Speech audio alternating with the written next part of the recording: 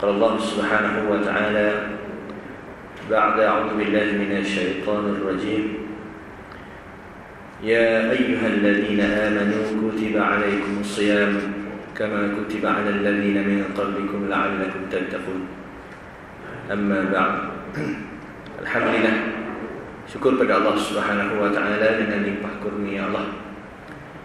Diberikan kesempatan lagi kepada kita untuk bertemu dengan kesekian kalinya lagi dengan Ramadan yang dinanti-nantikan.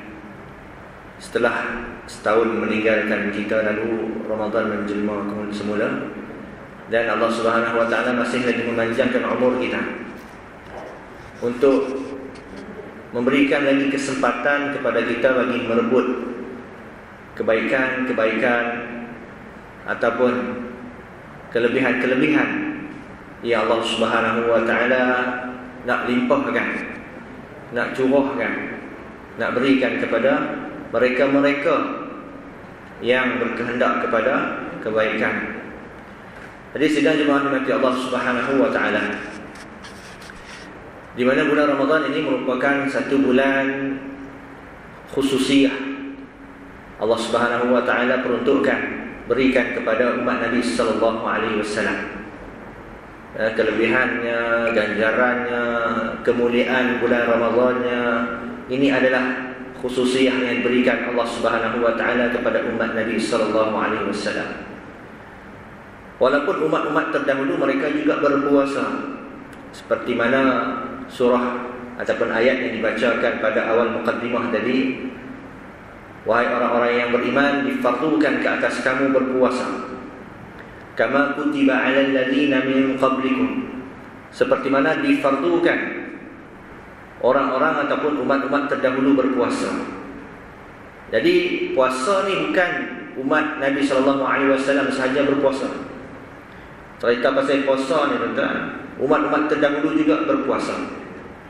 Namun mungkinlah syariatnya, caranya mungkin agak sedikit berbeza lah dengan pada puasa kita pada hari ini.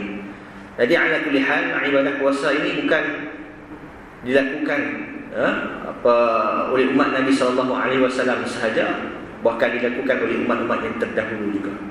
Namun kelebihan berpuasa pada bulan Ramadan dan Ramadan itu sendiri, kita bagi tahu tadi, adalah khususiyah kepada umat Nabi sallallahu alaihi wasallam. Ganjaran-ganjaran kepada umat Nabi sallallahu alaihi wasallam. Sebab itu kita diajar oleh Nabi sallallahu alaihi wasallam daripada bulan Rajab lagi, Allahumma barik lana fi Rajabin wa Sya'ban wa ballighna Ramadan.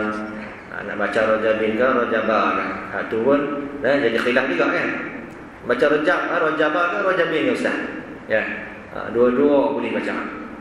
Rajabah pun boleh baca, Rajabin pun boleh baca. Tidak ada masalah.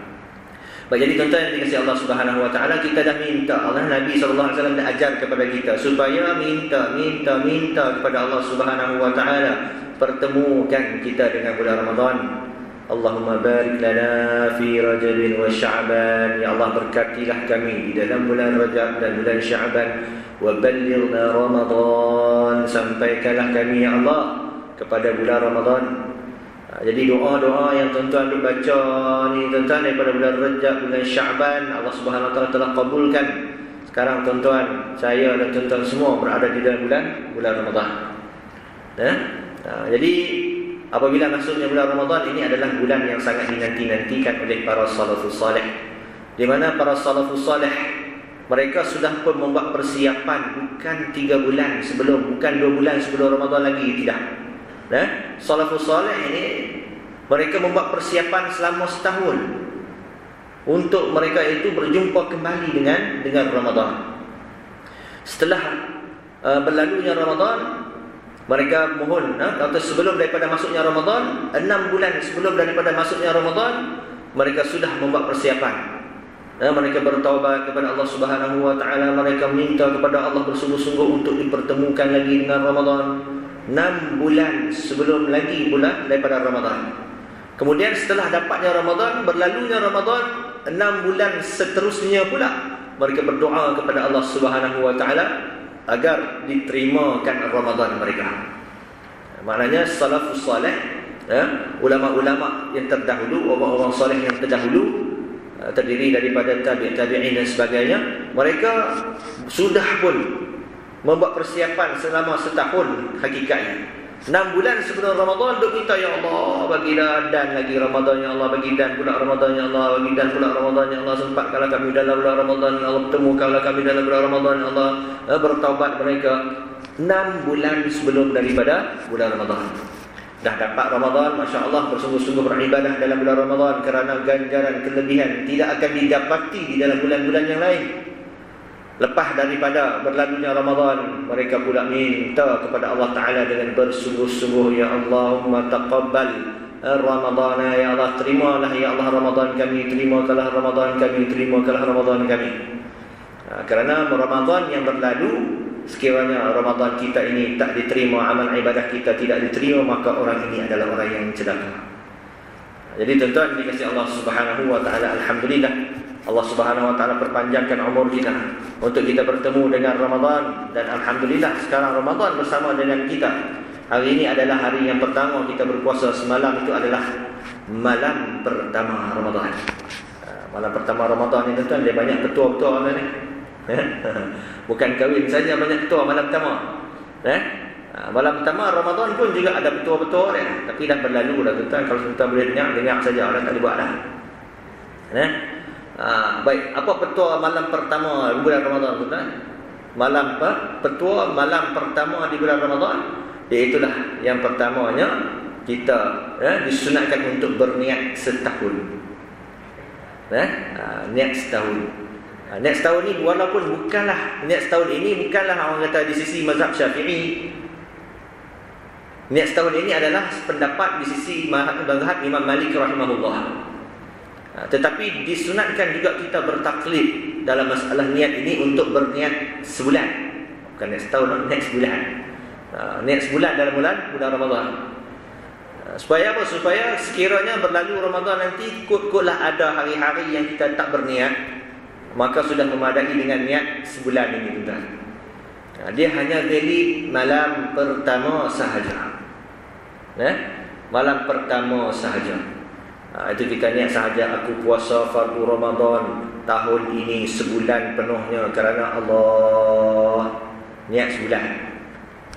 Sebab apa? Sebab di sisi kita mazhab Syafi'i wajib berniat setiap malam.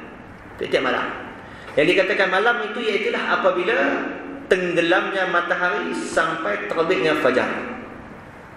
Artinya bila start masuk waktu maghrib sampailah subuh, yang tu waktu untuk kita berniat. Lepas subuh dah tak boleh niat. Sebelum maghrib tak boleh niat. Masuk maghrib sampai sebelum subuh, itu adalah waktu untuk kita berniat. Maka niat di sisi mazhab Syafi'i ini adalah wajib hukumnya. Innamal a'malu binniyat. Semuanya setiap pekerjaan itu dengan niat, kata Nabi SAW. Jadi niat tiap malam wajib dengan tertinggal niat. Saja aku puasa esok hari fardu Ramadan yang kerana Allah Subhanahu wa Ta'ala. Nak sebut fardu kan tak sebut fardu kan tuan? Saja aku puasa Ramadan esok hari kerana Allah Ta'ala, boleh tak? Kalau tak sebut fardu Ramadan. Kalau macam sembahyang tak boleh kan? Saja aku sembahyang fardu zuhur, kena sebut fardu zuhur. Tak sebut fardu zuhur tak sah. Kan kita mengaji fiqh kan, budak sembahyang ta'arat, qasad ta'arat ta'yin tu kena ada kan. Tapi bulan Ramadan kalau kita tak sebut saja aku puasa fardu, tak sebut fardu, boleh tak boleh? Sebab puasa ni fardu. Dalam bulan Ramadan tak sebut fardu tak apa. Sebab apa? Sebab tidak ada di dalam bulan Ramadan puasa sunat. Saya puasa tak? Saya puasa sunat. Mana ada puasa sunat?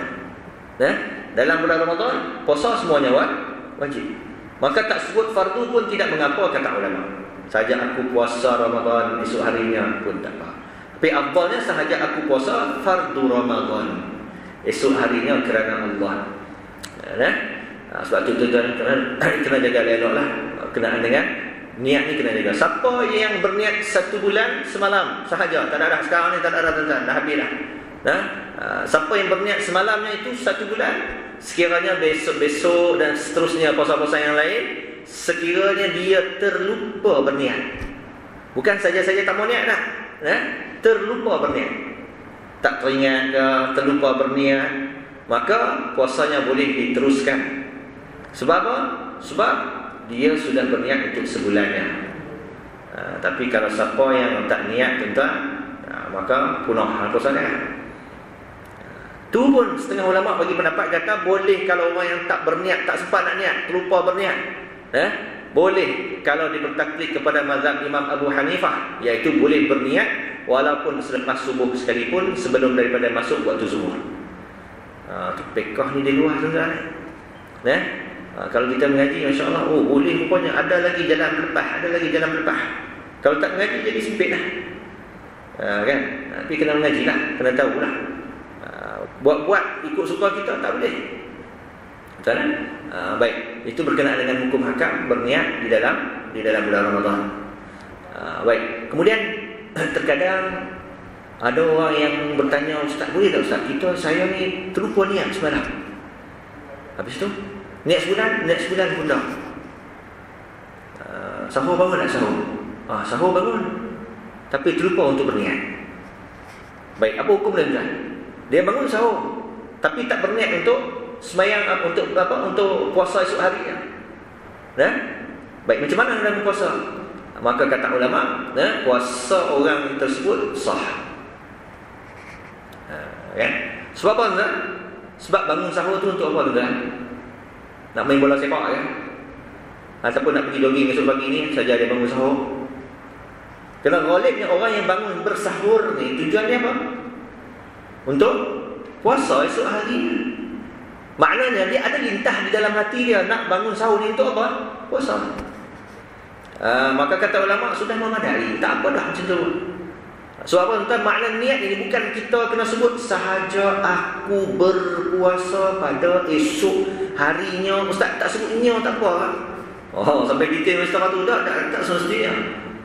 Niat ni maknanya, niat ni tuan-tuan lintas hati kita. Apa ibadat yang kita nak buat? Lintah hati kita. Orang yang bangun sahur tu maknanya apa? Maknanya dia nak puasa esok hari. Sebab tu dia bangun sahur. Maka sah puasa tersebut. Okey, jelas. Baik. Melainkan kalau dia tu bangun dengan tak sedar diri tuan, kalau orang kita panggil duduk mamai tu mamai. Dia bangun dengan tak sedar apa semua, dia makan apa semua, minum air, tidur balik. Dia pun tak tahu dia bangun ke dah. Ataupun dia memanglah bangun nak makan apa, nak bangun sahur, dah ahli keluarga dia bangun sahur, dia pun bangun sahur sebab apa? Sebab nanti siang tak ada makan dah. Dia tak ada niat nak lintah untuk puasa pun sikit. Sebab apa dia bangun untuk sahur? Sebab siang tak ada makan dah, susah lah. Dia makan pira sekali. Kalau dia tidak ada niat memang untuk berpuasa, maka tidak sah. Baik, jadi tuan-tuan nanti Allah Subhanahu Wa Taala, itu petua malam pertama di dalam bulan Ramadan. Dah berlalu habis dah. Dan ada satu lagi perkara, iaitu ada satu riwayat menyatakan bahawa Allah Subhanahu Wa Taala akan memandang kepada hamba-hambanya pada malam pertama di dalam bulan Ramadan. Malam pertama semalam ni tuan-tuan, Allah Taala pandang, tengok hamba-hamba dia dengan pandangan rahmat. Jangan kita bayang pula kata Tuhan pandang dengan biji mata apa semua lah. Maksudnya Allah Subhanahu Wa Taala menilik kita ini dengan tilikan rahmat. Allah Taala melihat kita. Kan sifat al-basar, sifat basar tu melihat. Allah Taala melihat hamba-hambanya pada malam pertama Ramadan dengan tilikan rahmatnya. Barang siapa yang beribadat dalam malam pertama, dia bersungguh-sungguh meninggalkan maksiat dan sebagainya, maka Allah Ta'ala akan, orang kata, pandangnya itu dengan pandangan rahmat. Dan orang yang dipandang dengan pandangan rahmat ini akan mendapat kebaikan yang banyak daripada Allah Subhanahu Wa Ta'ala pada malam pertama. Jadi maksudnya start ibadat ni pada malam pertama lagi lah. Malam pertama tu penting sekali itu lah. Lepas tu kalau sekiranya malam pertama tadi hamba ini mendapat pandangan rahmat Allah, maka dia akan mendapat juga kebaikan-kebaikan pada hari-hari yang seterusnya di dalam bulan Ramadan. Jadi tuan-tuan yang dikasihi Allah Subhanahu Wa Ta'ala. Jadi tuan-tuan yang dikasihi Allah Subhanahu Wa Ta'ala, di dalam hadis Nabi SAW, maka ada dinyatakan bahawa puasa ini adalah bulan untuk kesabaran. Sebab tu Nabi SAW menyatakan di mana Ramadan itu syahrus sabri was sabrus sawabul jannah. Puasa itu adalah Ramadan itu adalah bulan kesabaran, kata Nabi. Bulan kesabaran dan juga sabar pahalanya itu adalah syurga, kata Nabi SAW. Jadi tuan-tuan mati Allah Subhanahu wa taala, di antara kelebihan puasa ini iaitulah untuk melatih diri kita ini kesabaran. Di mana bila kita ini mampu untuk bersabar, maka Allah Subhanahu wa taala akan memberikan ganjaran yang berlipat kali ganda. Dia ada 3 jenis amalan, tuan-tuan, kalau kita buat, dia punya pahala dia infinity. Makna infinity ni, tuan-tuan, tak terhitung banyaknya, tak terhingga, tak boleh nak kira. Bahkan mungkin di akhirat kelak, tuan-tuan, kalau kita dapatlah satu amalan yang pahalanya ni infinity, kita tidak tahu di akhirat kelak bila ditimbangkan amal kebajikan kita, yang kita ni sembahyang sunat pun malah, Quran pun malah baca, sedekah pun tak setara mana, tapi tiba-tiba kita punya pahala punyalah banyak, berlungguk-lungguk punya pahala ni lah, yang kita mungkin akan tercengang-cengang. Ish, main mana ni, kagum siapa macam sesat masuk kita punya timbangan ni. Mungkin kita dah rasa siapa punya amalan, ya Allah, aku tak pernah buat amal ni setara ni, ya Allah. Aku tahu ni, aku di dunia ni pemalas tu ada lah. Hak ni siapa punya ni, Allah alam ni, kagum siapa macam sesat timbang kilo kita ni. Tuan tak, inilah amalan kau. Dia ada 3 jenis amalan. Kita tak tahu, tuan, kalau dah dapat satu pun, tuan, mungkinlah satu ini yang bakal memberati timbangan kita pada hari kiamat lah. Apa dia, tuan-tuan? Yang pertama adalah sabar. Sabar. Sebab tu tadi dalam hadis dinyatakan bahawa Ramadan syahrus sabr, bulan kesabaran. Tak sabar lagi mana, tuan-tuan? Time makan kita tak boleh makan. Time boleh isap rokok kita tak boleh isap rokok. Ada jenis tak isap rokok, ada jenis isap rokok, tuan-tuan, sampai Parkinson, petang duduk lagi tu. Dan nazar-nazar tu dia buka puasa dengan rokok dulu lah. Dah buat macam mana? Sabar. Ui, banyak pahala tu. Kita tak merokok tak dapat pahala siapa dia. Sebab dia boleh tahan diri dia.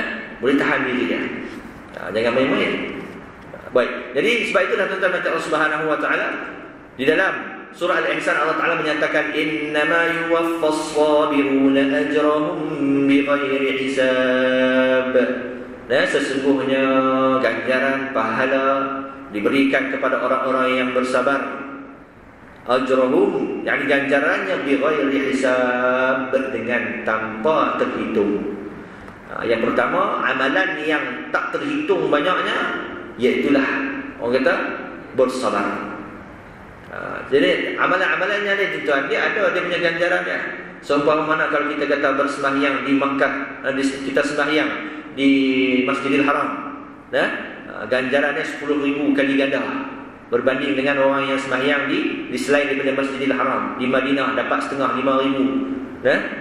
Sembahyang berjemaah dapat 27 kali ganda. Orang yang sembahyang subuh berjemaah dapat seolah-olah seolah-olah mendirikan sepanjang malam itu dengan beribadah. Orang yang berjemaah sembahyang Isya, dalam hadis menyatakan dia mendapat ganjaran seolah-olah mengerjakan ibadah separuh malamnya. Yang lain-lain ibadat ni, tuan, Tuhan bagi tahu dapat yang tu, dapat yang ni, beribu itu sebagainya. Tapi sabar ni Allah Ta'ala tak bagi tahu lagi tu. Yang dibagi tahu bi ghairi hisab. Ganjaran dia nak tahu, tak boleh kira dia. Hanya Allah Ta'ala saja yang tahu. Kalau nak suruh kita kira, takkan boleh kira. Sebab kita bi ghairi hisab. Itu apa dia, tuan? Sabar. Maka sabar ini juga kita akan dapati di dalam bulan Ramadan. Tapi kena fahamlah makna sabar itu dulu, tuan. Apa makna sabar? Sabar ni, kata Nabi SAW, kita menahan kemarahan. Dalam hadis disebutkan inda sadamatil ula, ketika mana rempuhan yang pertama. Sabar ni tahan diri kita daripada marah ketika rempuhan yang pertama. Apa makna rempuhan yang pertama? Makna rempuhan pertama ni iaitulah pertama kali kita itu dibala, diuji oleh Allah Ta'ala, ataupun pertama kali kita kena musibah. First time tu, mula-mula kena musibah. Masa tu tahan, jangan marah. Itu makna sabar. Kita bawa kereta elok-elok tuan, kereta kita adalah kereta baru, punya cermat, first time nak main masjid ni, nak ambil berkat Ramadan. Bawa main masjid, tiba-tiba ada motor hantam kereta kita ke belakang, kung bagi derah lah tu. Kemek dah kereta aku kita. Keluar tuan nak marah ke tak marah? Kita cermat lah, setengah kilo dah bagi signal lah pun.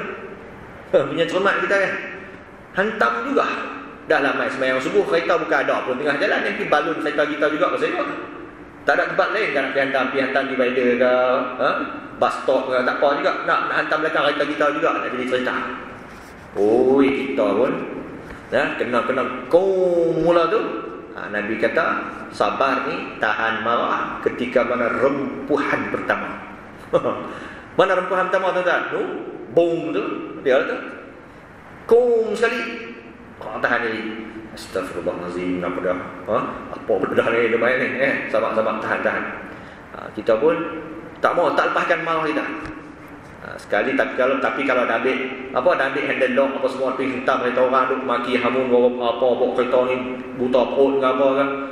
Tu dah terlepas kan, tak ada sabar. Mula-mula kena tahan, jangan nak marah. Jangan kata apa, astagfirullah, istighfar Allah. Walaupun nak marah, tahan. Keluar. Ada apa ni pakcik? Minta maaf lah nak. Pakcik ni tak nampak sebenarnya. Spek hilang malam ni, nak main sembahyang subuh juga. Tu yang tak nampak kereta dia tak. Allah, tak apa. Tak apa. Sabarlah. Selesai cerai dia tak. Begitu sabar. Bukan senang tuan lah. Nak marah anak kita nak buat perang yang lari sana lari sini di pasar raya, guling nak apa benda dia mau kita tak bagi. Kita nak cubit ke, kita nak marah ke dia, ada macam-macam kan. Ketak gigi, sabar. Jangan tahan. Kalau sabar hak ni maka ganjaran yang ni banyak sangat Allah Ta'ala nak bagi kepada kita. Sebab itu kalau kita ni kena musibah tuan-tuan, musibah ni artinya nikmat bagi orang mukmin.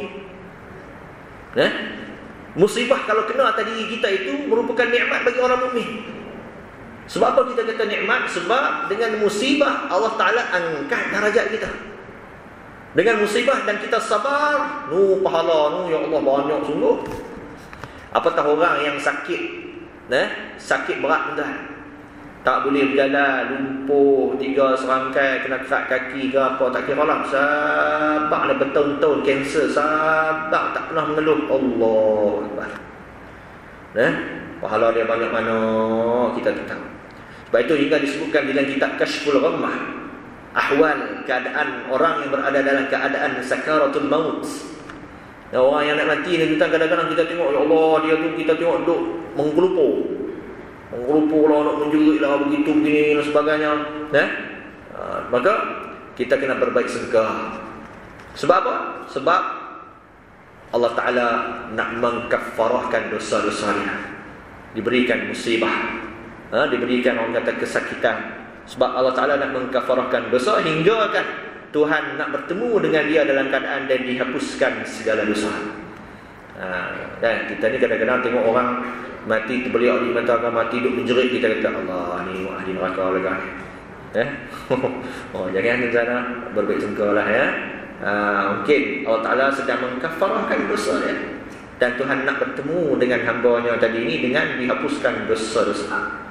Sabar. Baik. Yang pertama. Yang kedua tuan-tuan, iaitulah apa? Yang kedua, amalan apa yang ganjarannya bighairi hisab? Iaitulah berpuasa. Sebab itu dalam hadis Nabi SAW menyatakan, kullu amali ibni Adam lahu illa siyam fa innahu li wa ana ajzi bih. Dalam hadis kursi, Allah Subhanahu wa taala berfirman, setiap daripada amalan anak Adam itu baginya. Mestinya setiap amalan yang kita buat ni tuan-tuan, ada ganjaran-ganjaran tertentu yang Tuhan nak bagi. Ini dapat banyak mana, itu dapat banyak mana, apa sebagainya. Illa siyam, melainkan puasa. Fa innahu li, kerana puasa itu bagi aku, kata Allah Subhanahu wa taala. Pasal apa puasa ni bagi Allah? Sebab tak adalah orang yang menahan makan, minum, duk berjima siang hari dan sebagainya melainkan semata-mata kerana Allah. Kerana Allah yang suruh, kita pun tak makanlah, kita pun tahanlah diri kita daripada perkara yang membatalkan, kita pun tahanlah diri kita daripada maksiat. Allah Ta'ala kata orang yang berpuasa tu fa innahu li. Orang yang berpuasa tu tujuannya kenapa? Kerana untuk aku, kata Allah Subhanahu wa taala. Sebab aku suruh. Wa ana ajzi bih, dan akulah sendiri yang akan bagi ganjarannya, kata Allah Subhanahu wa taala. Kalau Allah sendiri yang bagi, tuan-tuan, agak banyak mana? Kalau Tuhan sendiri yang bagi, contohlah kita katakan, tuan-tuan, Sultan Brunei ni nak main melawat masjid kita. Lepas tu Sultan Brunei kata, saya nak jumpa asnaf-asnaf yang ada kat sini ni, dan saya sendiri yang akan bagikan bantuan dengan peruntukan saya sendiri. Dengar pun pelik tuan. Bukan daripada kerajaan Brunei, tak ni peruntukan dari saya sendiri. Saya nak jumpa asnaf-asnaf yang ada di sini. Pakat main motor lah asnaf-asnaf yang ada di sini, apa semua yang tak ada di sini, yang bukan daripada karya ni pun main numpang juga lah sekalipun. Sebab apa? Sultan Brunei nak bagi sumbangan. Bukan daripada orang kata kerajaan dan sebab daripada sumbangan Sultan sendiri. Dia bagi tahu siap-siap. Dia punya sumbangan peribadi dia sendiri. Pakatlah dapat seorang sampai surat tuan. Agak-agak banyak mana tuan? RM5 dah. RM10? Takkan lagut dah. Sultan Brunei ni antara orang paling kaya dalam dunia. Wallahu alam lah. Paling kurang kot kita kata mungkin lah RM10,000 lah kot. KWSP ni RM10,000. Sebab apa? RM10,000 kita dengan Brunei banyak mana tuan? Sikit je lah. Kalau kita nak kata logik, kita nak fikir lah. Tapi itu manusia tuan. Manusia ni dia terhad. Kaya pilah setara mana pun terhad. Tapi Allah ni tak terhad tuan. Kalaulah dia sendiri yang nak bagi ni, maka kata ulama, tidak boleh dihinggakan, tidak boleh dihitung. Infinity, kata ulama. Sebab itulah berpuasa lah sungguh-sungguh kita di dalam bulan Ramadan. Sebab puasa ni tuan-tuan bukan sekadar untuk menjaga diri daripada perkara yang membatalkan puasa. Maka kata ulama, kita juga kena menjaga diri daripada perkara yang membatalkan puasa. Jadi tuan-tuan kena ingat, dalam diri kita puasa ni kena ada dua perkara yang mesti dijaga. Yang pertama, jagalah daripada perkara yang membatalkan puasa. Makan, minum, masukkan sesuatu ke dalam rongga, berjima di siang hari, apa semua dan sebagainya, dan perkara yang membatalkan puasa. Dan menjaga diri daripada perkara yang membatalkan pahala puasa. Itu beza tuan-tuan. Jadi jaga diri kita dalam bulan puasa ni, perkara yang membatalkan dua perkara. Yang pertama, perkara yang membatalkan puasa tapi tak membatalkan membatalkan pahala, atau perkara yang membatalkan puasa. Dan yang kedua, pahala yang membatalkan pahala dan perkara yang membatalkan puasa. Itu kena jaga. Bukan sekadar makan, minum dan sebagainya, jaga juga perkara yang membatalkan pahala. Sebab Nabi SAW sebut apa dalam hadis tuan? Kam min sha'im laisa lahu min siyamihi illa al-ju' wal 'atash. Nabi kata berapa ramai orang yang berpuasa. Maknanya orang puasa ni banyak. Laisa lahu min siyamihi, tidak ada bahagian mereka itu daripada puasa mereka. Orang puasa ni banyak tuan-tuan, tapi tak ada apa-apa yang mereka dapat daripada puasa mereka illal ju' wal 'atash, melainkan lapar dan dahaga sahaja. Ramailah orang yang puasa hanya dapat lapar dan dahaga sahaja. Pahala tak ada. Walaupun Allah Ta'ala kata fa innahu li, puasa ni aku yang sendiri akan bagi pahala, tapi kalau tak jaga daripada perkara yang membatalkan pahala, maka hanya dapat lapar dan dahaga sahaja. Supaya kita pergi kerja hari-hari dah tuan-tuan. Ulang alik pergi kerja, bukannya dekat tu, kerja kat Senawang tu. Kerja dekat mana tu? Kerja dekat Seremban, hari-hari berulang alik daripada Damansara Seremban, Damansara Seremban. Punyalah jauh, hari-hari kerja, cukup bulan tak dapat gaji. Cukup bulan tak dapat gaji, apa tuan-tuan rasa? Mestilah kita rasa apa ni tak baloi, tak patut lah, kan? Kita rasa buat teruk kita saja. Macam itulah juga orang yang berpuasa. Sedangkan gaji orang puasa ni besar tuan. Gaji orang yang sepatutnya bekerja daripada Damansara ke Seremban, katakanlah dia punya gaji sebulan, income bos dia nak bagi 50,000. Sepatutnya bos dia nak bagi 50,000. Tapi cukup bulan bos tak bagi apa? Tak apa. Sebab apa? You bukan datang kerja betul-betul. Dia kata you datang kerja main-main je. Tak dapat apa. Sepatutnya bulanan gaji dia tu RM50,000 ataupun RM50,000 USD. Ambil lah. Tak dapat lagi. Banyak gaji dia sepatutnya. Tapi cukup bulan tak ada apa. Bos kata tak ada. You punya gaji tak ada. Sebab bulan ni you main-main saja kerja, tak ada gaji. Macam itulah juga dengan orang yang puasa. Ganjaran orang yang puasa ni tuan-tuan besar sangat. Sehingga kan Nabi SAW, sehingga kan Allah Ta'ala sendiri sebut dalam hadis kursinya, bighairi hisab, aku nak bagi ke hampa yang puasa ni, siapa tak boleh nak bilang banyak mana. Tapi disebabkan dia tak menjaga dirinya daripada perkara yang boleh membatalkan pahala, maka dia hanya mendapat penat dan dahaga sahaja, kata Nabi SAW. Jadi macam mana nak jaga tuan-tuan? Bulan puasa ni jagalah 7 anggota kita daripada terlibat dengan maksiat. Mata kita jangan memandang kepada perkara-perkara yang haram, melihat gambar-gambar, video-video lucah dan sebagainya. Di bulan puasa ni tuan, FB kurangkanlah FB. Instagram ke apakah yang benda yang medos ni kurangkan. Kalau tak ada apa-apa ni tak payah terlibat, berhenti sah. Banyak saat baca apa? Baca Quran, berselawat, bertasbih, berzikir, apa semua, bersedekah. Sebab apa? Sebab kalau bulan puasa dan terlintah tengok saja benda-benda tertengok, bukan kita yang duk scroll, duk cari benda tu tuan-tuan. Kadang-kadang kita buka FB, kita buka FB kita, iklan ubat kuat perkasa harimau sudah mai tak dah. Macam-macam lah kita bukan, kita ni dia mai. 3 jam. Apa 3 jam ni? Macam-macam tuan. Jadi jagalah. Jaga mata kita, telinga kita, mulut kita, jangan terlibat dengan mengumpat dan sebagainya. Kerana amalan mengumpat ini boleh menyebabkan terbatalnya pahala kita. Nak mengumpat sekarang ni tuan, kita tak perlu pergi bisik di telinga orang. Kita cukup dengan satu jari kita klik lagu tu sudah madai dah.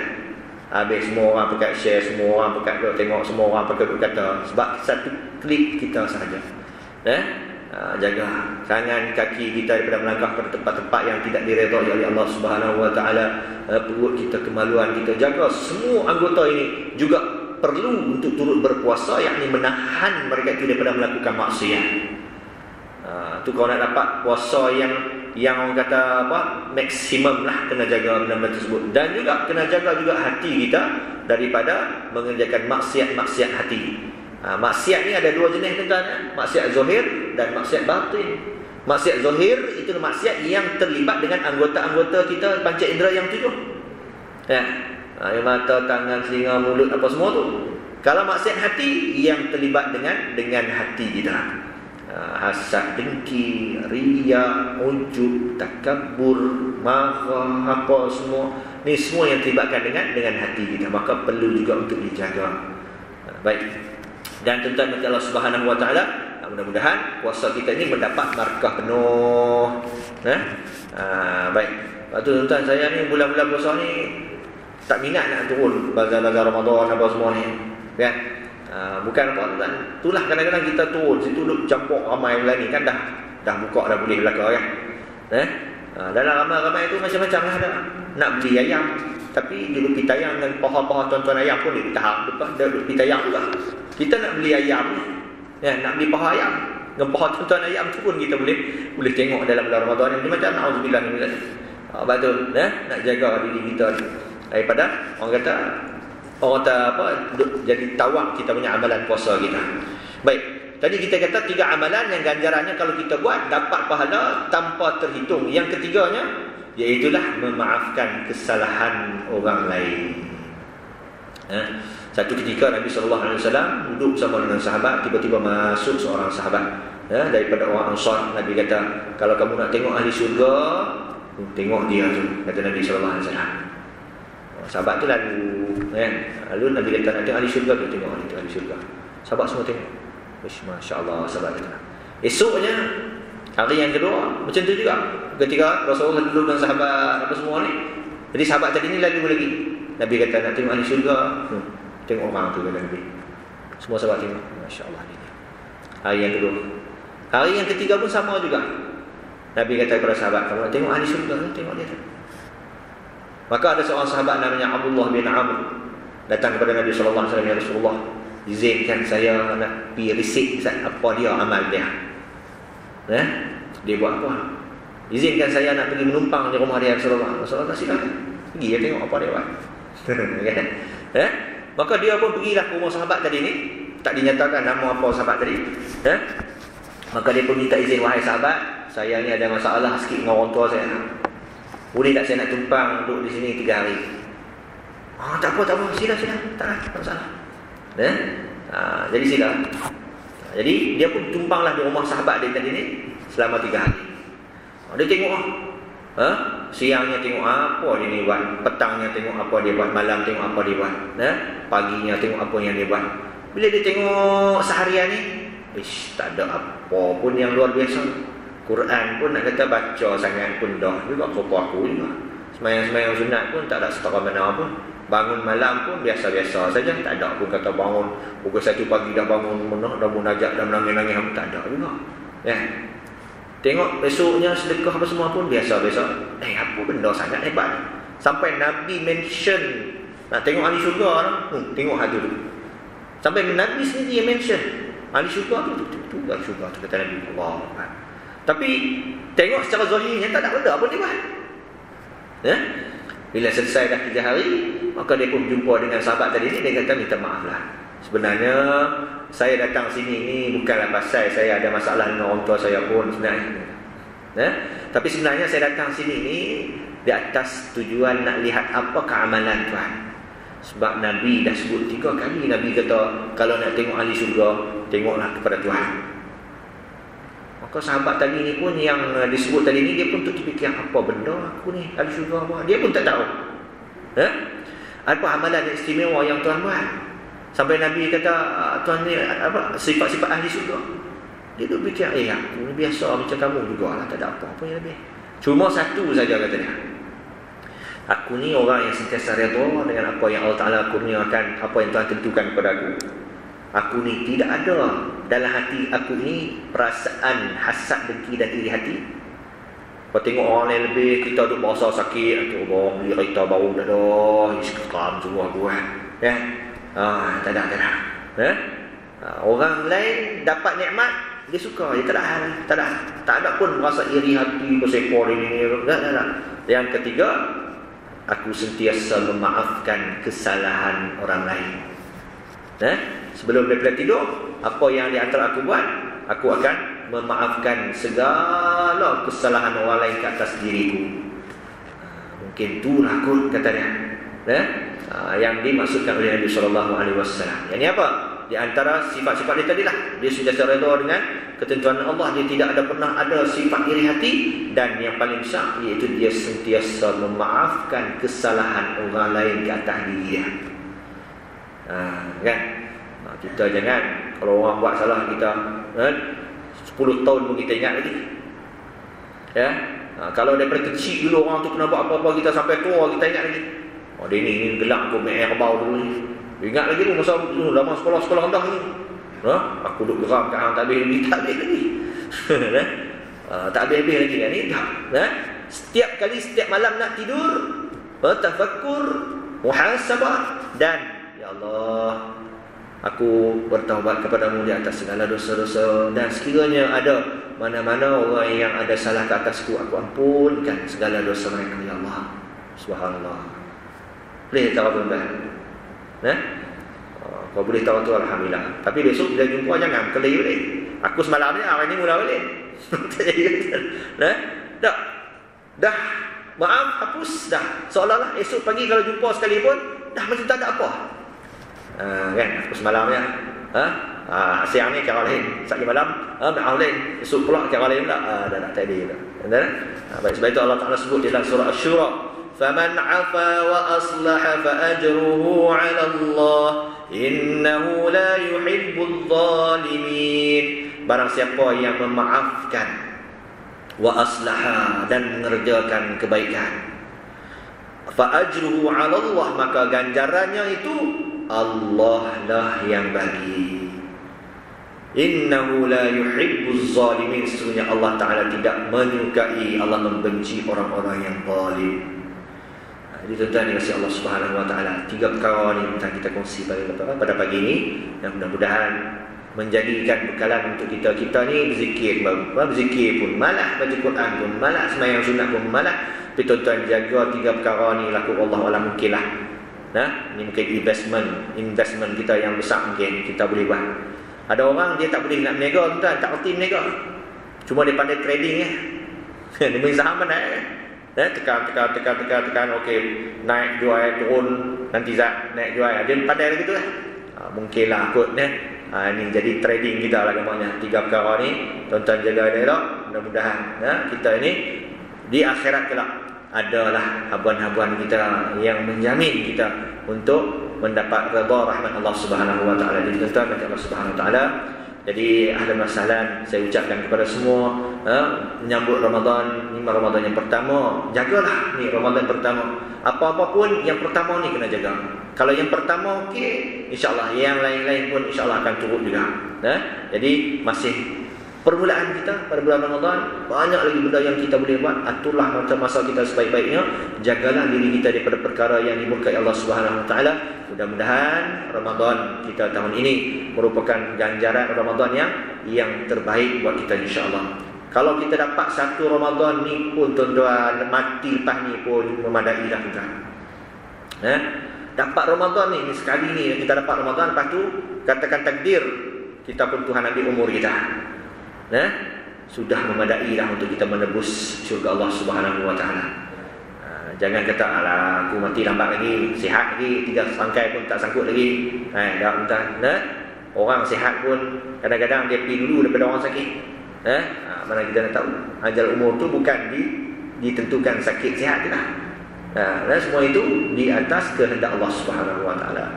Jadi saya tuan-tuan, saya mohon kemaafan kepada tuan-tuan atas salah silap, untuk terlanjur tutur kata saya. Jadi mana baik itu daripada Allah Subhanahu Wa Taala, lemah kekurangan itu daripada kelemahan diri saya sendiri. Kalau ada salah dan silap, mintalah tolong dibetulkan. Aqulu qali hadza astaghfirullah, wassalamualaikum warahmatullahi wabarakatuh. Bismillahirrahmanirrahim. Alhamdulillahirabbil alamin, wassallallahu ala sayyidina Muhammad wa ala alihi wasallam. Allahumma ighfir lana wa liwalidina wa masyayikhina jami'al muslimin subhanahu Allahumma nawwir qulubana bi nuri hidayati ma'rifatik kama nawwarta al-ardha was-samaa'a bi nuri syamsik abadan abadan. Allahumma iftah 'alaina futuhal 'arifin, Allahumma iftah 'alaina futuhal 'arifin, Allahumma iftah 'alaina futuhal 'arifin. Allahumma inna nas'aluka ridhaka wal jannah wa na'udzu bika min sakhatika wan nar. Allahumma innaka 'afuwun karimun tuhibbul 'afwa fa'fu 'anna wa 'an walidina wa 'an jami'il muslimina wal muslimat bi rahmatika ya arhamar rahimin. Walhamdulillahi rabbil alamin. Taqabbalallahu minkum.